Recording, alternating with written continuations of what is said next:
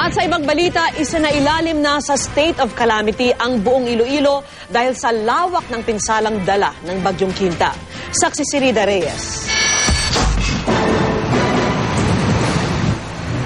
Nagngangalit na tubig baha ang bumulaga sa mga residente sa gilid ng National Highway sa Daraga, Iloilo mula kagabi. Ang ilang residente nakipagsapalaran sa hanggang dibdib na taas ng tubig, pero marami ring agad lumikas. Mahirap eh. Wala ka ng bahay at saka wala ka ng pag-uwi mo sa lugar mo, wala kayong bahay. Lahat wala. Mahirap pa. Wala kang pera, wala kang hayop. Pagputok ng liwanag, mabilis na humupa ang tubig sa maraming lugar. Kaya sa bayan ng Dumangas, nagsiuwian na ang ilang residente.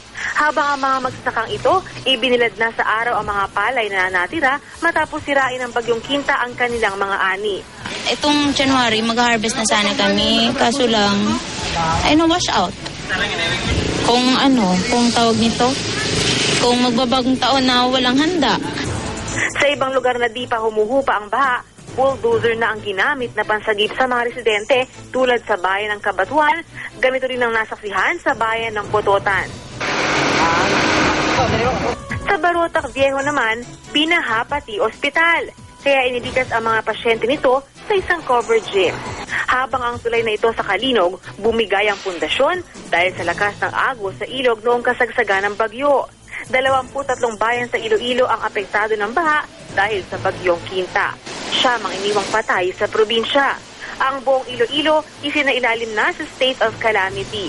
Mula Huwebes, naghatid na ng tulong ang GMA Iloilo at GMA Kapuso Foundation sa mga nasalanta ng bagyo. Nakatuwang din sa paglilipad ng tulong ang Philippine Air Force at ang Philippine Army. Mula sa Himpapawid, kitang-kitang hindi pa rin humuhupang baha sa maraming bayan ng Iloilo.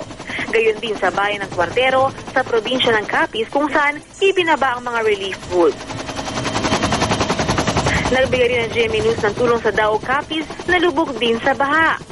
Nakunan pa sa Dao ang isang truck at bus na tumagilid dahil sa baha. Naghati din ng tulong gaya ng pagkain maging sa ilang liblib na lugar sa bayan ng Sigma. Sa buong Capiz, binaha ang 9 na bayan, pati na ang Rojas City. Sa pinakahuling tala ng NDRRMC, nasa 11 na ang patay dahil sa Bagyong Quinta. 2 ang nawawala habang halos 5,000 pamilya ang apektado. Mula rito sa Iloilo, ako si Rida Reyes, ang inyong saksi.